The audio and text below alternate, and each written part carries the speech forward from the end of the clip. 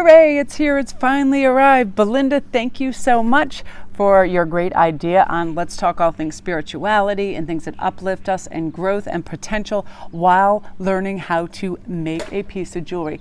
And since I had a lot of requests for this, I thought I would do a tutorial on a wrap bracelet. And there's all different kinds. You can make them many layers, but the reason I like them so much is the simplicity. If you see this, I'll just show you really quick how quickly it wraps on. It's basically like a coil and it jumps right on there.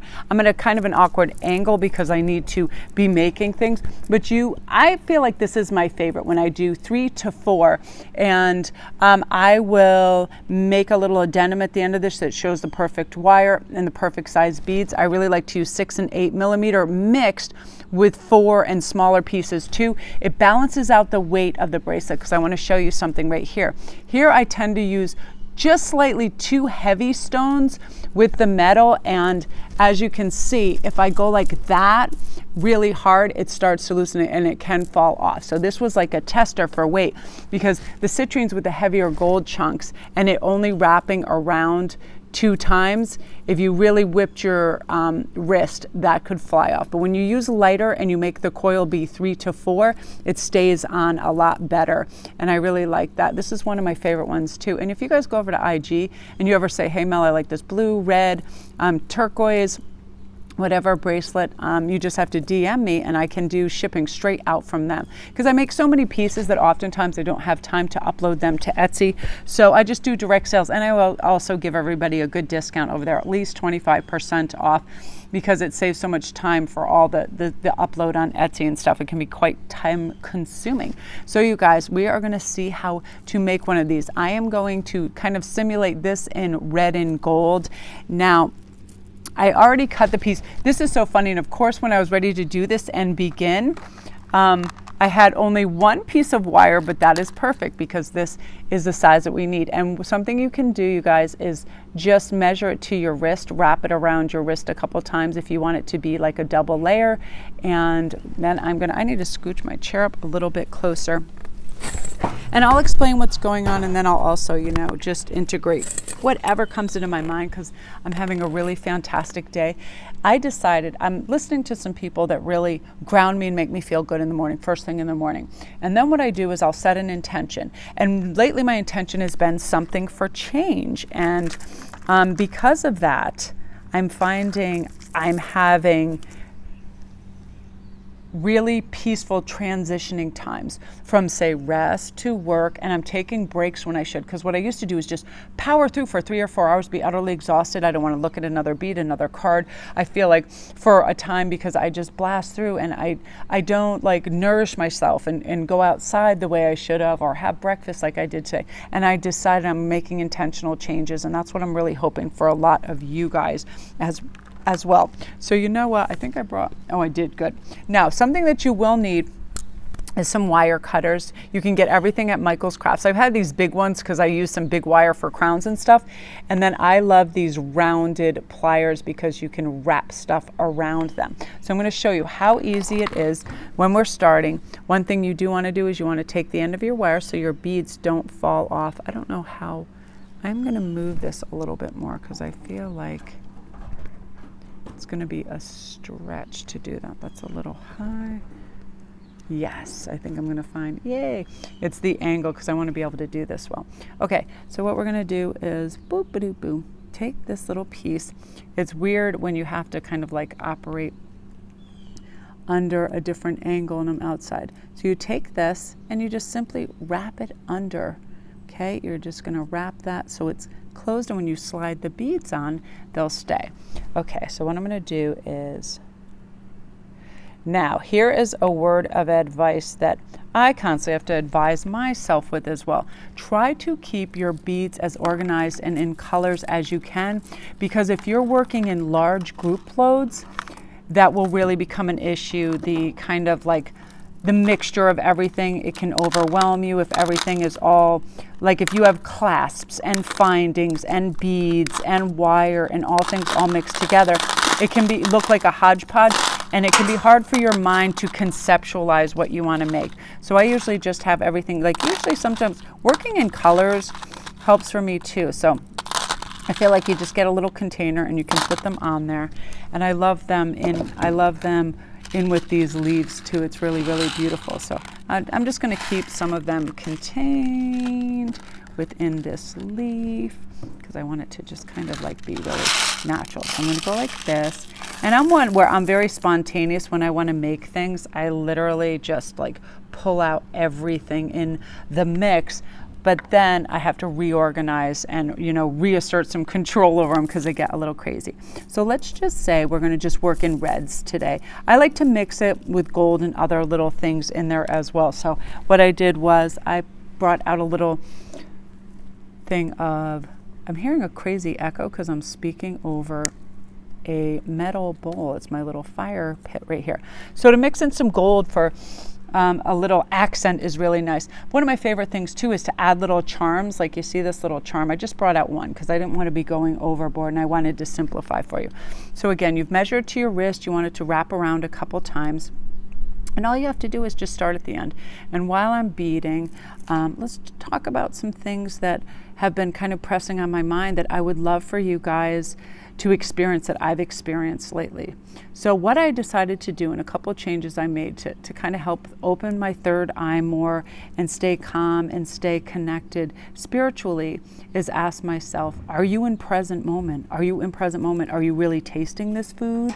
Are you really seeing and feeling the texture and color of these beads, whatever it is?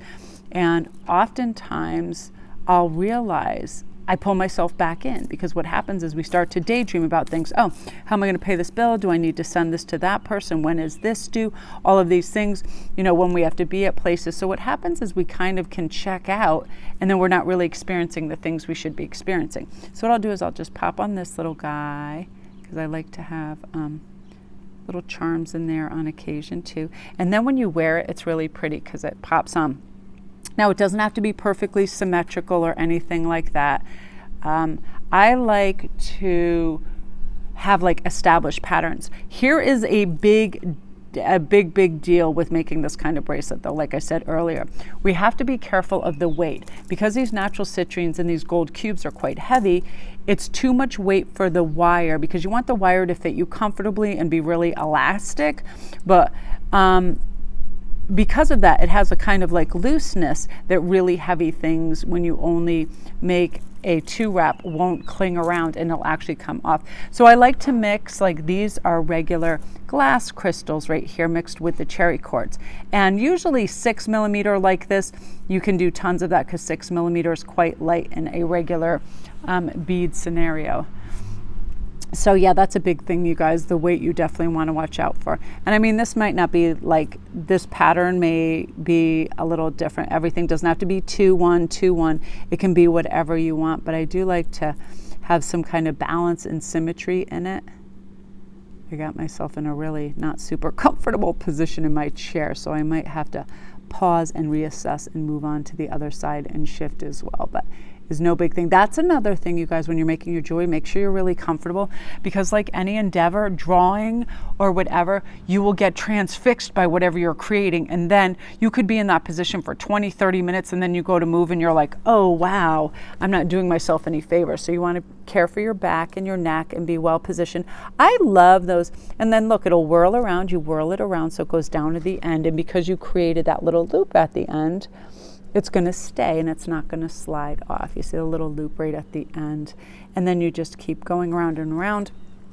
So I'm going to just add things over where I am and what I'm going to do for you guys so you can, I'll show you when it's done. I'm going to talk things spiritually, why I put the beads on there, and then I'll show you. I'm going to pull 2 cards and look what came up, because I want you to guys, and I want to talk about this, why I'm beading and why I think this is one of the most fantastic and important cards in the deck. And it's funny, it's closely followed by this. And funnily enough, that can certainly lead to that.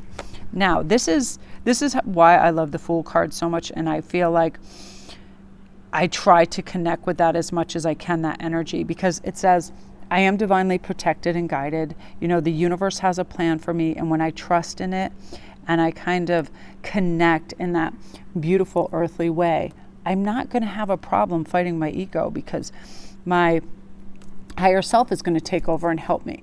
And let me give you an example. Yesterday, and this is how I catch myself. Yesterday, I had promised Hagen the day before that after his practice, I would take him to McDonald's. And it's a really kind of busy thoroughfare. And lots of times the line goes out into the street and it gets really crazy. So on my way to getting him, I was getting myself kind of like worked in a tizzy. And I was like, oh, there's going to be this super long line, all of this stuff. So when I paused, I said, I am going to kind of like let him convince me why he should have it. And I will hear him, why it's important for him to go do this. And he said something and it rang true. And I didn't even remember actually promising. I thought I suggested, he goes, Mom, I want to go because you promised. He goes, so I made myself really look forward to this. I planned what I wanted in my head. I could like already taste the shake. I was really, I was looking forward to that. And like anything, I understand, doesn't looking forward to something sometimes get you through a rough patch, right? You're dealing with somebody or a situation that's strenuous or not great. You're like, oh, I'm going to have this great dinner. I'm going to be able to create this wonderful thing. See, and then I'm just slowly doing this. And then you just make it go like a little maze and it runs down. So I stopped and I thought, you know what, he's right. And what is important to me? My word is important to me, for me to do what I say I'm going to do. And you guys, you watch when you're able to do that for yourself. Forget about just other people. When you tell yourself, I'm going to take care of myself and I'm going to eat well today and I'm going to go for a walk. Number one thing that works for me, you guys, is getting connected to myself and asking myself, am I pacing myself? Am I grounded? Do I have a sense of well-being? And is whatever endeavor I'm doing like worthy of my time? You ever do that? You're just like, you start watching a show and then it turns into a second show. And I don't like TV during the day because I feel like it could be a huge time suck. And also we equate that falsely with relaxation and feeling good. And that's not necessarily so, because if we give ourselves the reward of relaxation in the morning, in the middle of the day, there's a weird kind of ego thing that kicks in with guilt. Like, so you're not really enjoying it the whole time anyway. And I find the more TV I watch, the kind of heavier physically I get and the less I want to go outside and do things. So I relegate my entertainment for that. Unless it's a YouTube video, that's different because I feel like I get pops of information and it helps me ground and bring out. But I'm talking about like Netflix and a program. So I relegate it to the evening for a kind of like reward, that sort of thing. And then it's like, I ask myself, what would I feel really proud of myself, good, energized, if I did right now? And I constantly ask myself that throughout the day. And oftentimes it is a creative endeavor. It's like, I would love to create a lovely outside read. I would love to go for a walk. I'd like to go see what the animals are doing out there. I'm really into photography right now too. Like I love photographing things out in nature. Like the idea is I have these huge leaves right here in my yard and I love them and I feel like they photograph so beautifully. And I like to do nice little touches for IG and have pops of nature and color, so I do that. So I feel like creative endeavors are something that helps releases those beautiful endorphins and makes us feel good. That's how I really connect to my spirituality, is being outside in nature and just having reverence. And like I'm really in awe and disbelief every day when I come out in my yard and see the new growth and some of the crazy beautiful flowers and things that thrive in my yard, and it really attracts the coolest birds and little varmints.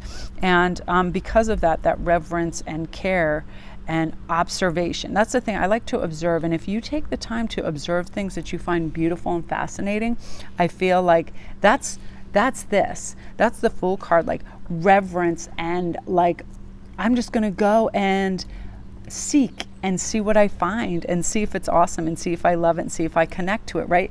And that's the thing, that the Fool doesn't have this crazy expectation like I have to come out of this with wealth, I have to come out of this with a relationship, I have to come out of this and be ahead. The Fool is like, I'm simply going to experience this for the fact that I want to experience that and see the beauty that's out there and see what's going on and tasting new foods. So like that's one of the things the Fool will always remind us and want us to do. Why don't you try something new? Why don't you go a different way to work? Why don't you speak to new people? Why don't you dress a little different? Try a new haircut, hair color.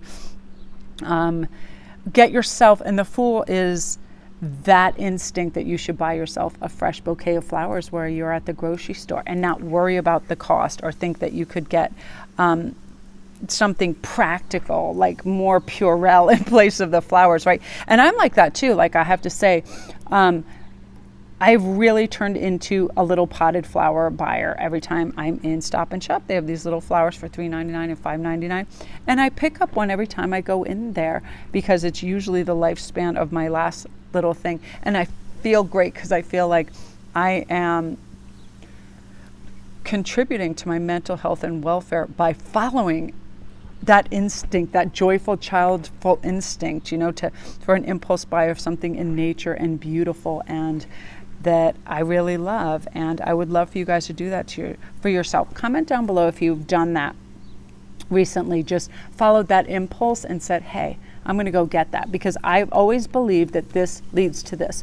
Whatever you think is your abundance, whatever you think brings you stability, inner wealth. Mine is always well-being and groundedness, because I do need that, because I can be like, oh, let me do this and that and that. And if I have focus and follow through, I'm so proud of myself. And I set an agenda now. I write it down. I set an intention. How am I going to plant the seeds? I start with my Seven of Pentacles moment. And I assess, how many hours do I have and how do I want to spend them? And can I spend them well? Okay, you guys, it's really important. I just finished this, so I got excited. You see what I mean about not like jumping?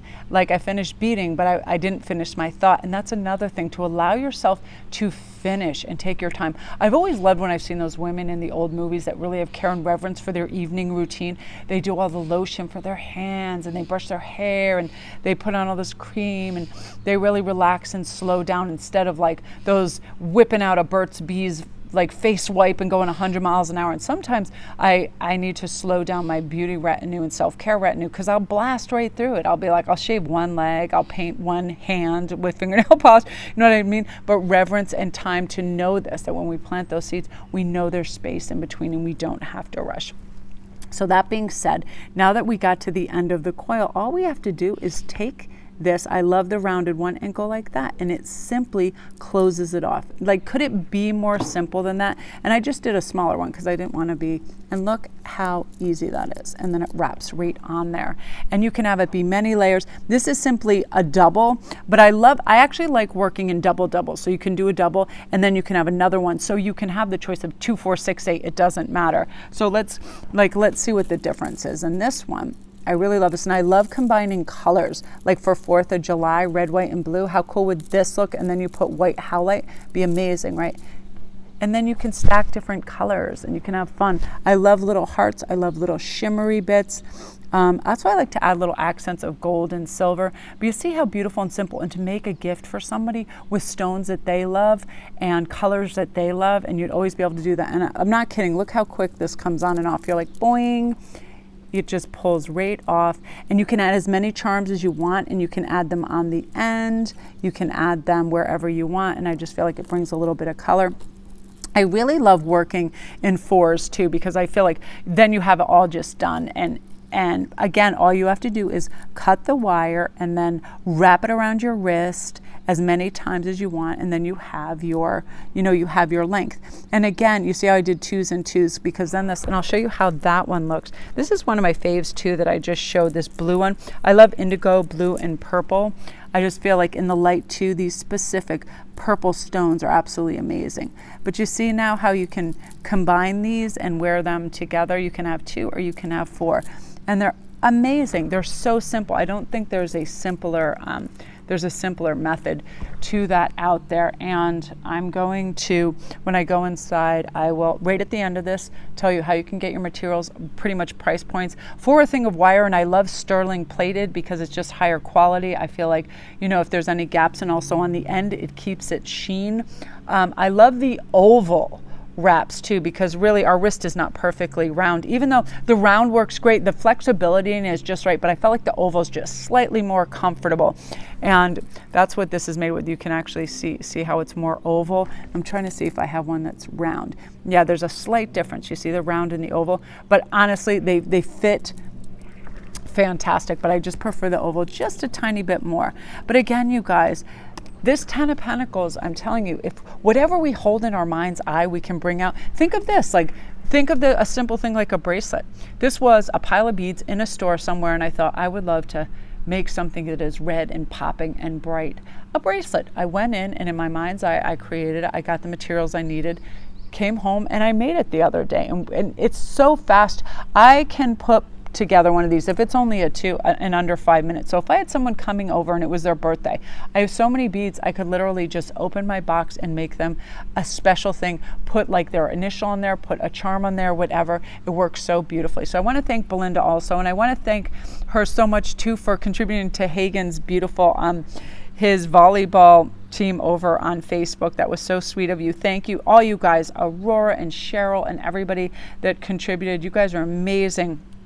Thank you so much, because they really, as a new team, they were in dire need of some equipment, and then the end of the season celebration. You guys were so, so great. Belinda, this was a great idea. Sometimes I think I can conceive something, but you know how you're so used to like having a formula of how you make jewelry or how you do something, and you're like, well, how am I going to film that and explain that? And then again, it's like you just start to envision it. I was making jewelry last night, and I thought, you know what, if I did this outside in the sun, in the big, and listen, ting, ting, ting, ting, ting, it's my big fire pit. If I just put a piece of wood over it and some leaves, it'll be very easy. And it led to this, like, let's follow our bliss and make some things. And I've been very fortunate. There have been years, if you guys are thinking of opening an Etsy store, making your own jewelry, stuff that just really speaks to you, go ahead and do that. When I began, I remember at all my jobs where I wore before I had my store, everybody was like, where did you get that? I love that. And I would literally be selling or giving away jewelry just straight off my body, because at that point I didn't even have a website or anything. And then everybody was like, you need to get a store. So you'll find as you're doing this, also it has helped me stay away from snacking while I'm watching TV and other things, because my hands are busy creating and doing something. So I don't feel like I have to snack or do anything, that's consumptive. It's like actually just producing, which is really, really great. And it's so fun, you guys. There's such a world of stuff out there. And I want to, if you guys are down by or have, or if it's online, a Five Below, this is one of the best crystal books I've ever seen. It's The Crystal Directory by Sarah Bartlett, and this book only ended up being $5, and it has some of the most profound, beautiful writing on crystals. Let me give you a little hint, just one little thing about goldstone. Known as a stone of ambition and strength or purpose, goldstone also calms and stabilizes erratic moods and emotions, helping you to attain your goals. It also banishes unwanted energies, including geopathic stress, psychic negativity at work or in the home place. Its greatest power lies in the ability to manifest abundance and good fortune. But I just want to show you like what it actually gives you. So it talks about the crystal itself, the legendary uses, how to use it, this beautiful, amazing attributes and powers. And it has wow, it's crazy. It's like 200 pages, and it's so informative, and it's got beautiful, wistful things in it as well. Like the contents talk about crystal basics, what are crystals, the use in history and their legends, protective stones, shapes, colors, what they do. Like for instance, yellow and orange. Yellow is thought to be the color of wisdom, joy, and happiness. It's also the color that brings clarity, abundance, a sharp mind, and focused intention. Known as the ultimate stone of abundance, citrine is renowned for its ability to attract what you most desire. Similarly, cinnabar attracts richness of mind, emotions, and material wealth. So it gives you that kind of thing. So you guys, if you want to get a crystal book and have it be super, super inexpensive, this is the one for you for sure. And I'll do a snap and put over on my IG too as a reminder. So again, you guys, there's lots of beautiful inexpensive ways to create your own jewelry. And I love, like around where I live, there's a place called Michael's. I'm sure most of you guys have heard of it. When they have their sales, it's ridiculous the things you can get. And there's Joann's, they have amazing stuff. But again, just start where you know you're going to have like a secure piece. Wire tends to do that. And next, when I go on to the next tutorial on necklaces, and I'm using wire, there's certain ways to crimp and to cover those crimps and make them strong in the best wire. And when I do that, I'll let you know step by step. Because if somebody had taught me the way I know how to do this now, it would have saved me many hours of restranding stuff. Because if you don't crimp properly and then cover it, things can pinch. You've worn necklaces, right, where something kind of gouges your neck. You want smoothness. Everything that I create, I wear around for a couple hours before I put it up for sale or send it out to anybody just to make sure there's no pinching and pulling and discomfort to it. Because if you get too sharp beads, right, like I don't like chip beads that much, like these that are really chip around the back of a neck, because it can kind of, if you use all chips, it can pull at those hairs. There's different scenarios that work really well with different parts of the body, and then there's some that they don't sit well. So like that's important as well. So again, if you guys want to DM me any questions as well, I'm happy to help out. I love it. I find it's such a peaceful endeavor, and it creates some magic. And I just got this great idea, and I'm gonna show you in a moment when I do a little whip through of my yard. I'd love for you guys to check that out. We just tore down an old tree, and the way they put it in the backyard, it looks fantastic to photograph jewelry, necklaces, the way it's hanging. It's right in the sun, so I'm really excited about this. You guys, it's only like 10 a.m. and I feel like I'm getting sunburn. It's like the sun is going to be amazing today. So I'm going to film some of the jewelry that I hang over that. There's so many ways to display jewelry, and I find in a natural way, on a natural piece of like wood, like driftwood looks so beautiful, leaves, nature. So if you have jewelry you want to photograph for sale too, do it out in natural sunlight. Nothing beats that. I mean, look at the light that you get with that. And when you have a contrast of something natural, it looks really beautiful. Slate, grass, wood, leaves, all of that. It looks fantastic. So again, you guys, love and light. Thank you so much, Belinda, for this awesome suggestion. Okay, you guys, this is one of my favorite views. I kick back in my chair and I look up at my favorite tree that Ian actually planted. Absolutely amazing. And here's the tree that got torn down, and it just was made into like a really kind of crazy pile. There's moonbeams. Moonbeams. Whenever I walk or move around out here, she comes out. But look, this is a favorite of mine. I want to get out of the shadow space. This beautiful little patch of purple flowers. And then I'm truly amazed by these plants over here. And there's some of the leaves that I used. But look at the size of them. I just love them. This is my backyard, parts of my backyard. And then those leaves over there, they're ridiculous. They're like the size of 2 heads. There's lots of flowers. This little area, I like to sit over here because it provides me with just a sense of calm. It's really beautiful. Little woodchucks and other critters come out.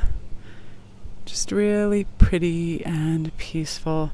And for Stanford, I'm extremely lucky because there's not a lot of like property everywhere. Let's see, moonbeams. So you guys, this is my little work area. The cat condo that I built for the cats, or put together from a kit, and none of them would stay in it. What's up with that, Moonbeams? Why don't you want to stay in your hotel? She says, no, I like a weird old shed that I feel like is going to cave. But isn't that like a little fairy dynasty over there? I love it. Okay, guys, I just want to give you a glimpse, and this is where Hagen and I play volleyball. It's a volleyball court. We lived out here for months and months. And again, you guys, thank you so much for supporting his team and donating. You guys are the best. Okay, I just want to give you a glimpse of the outside area that I work in.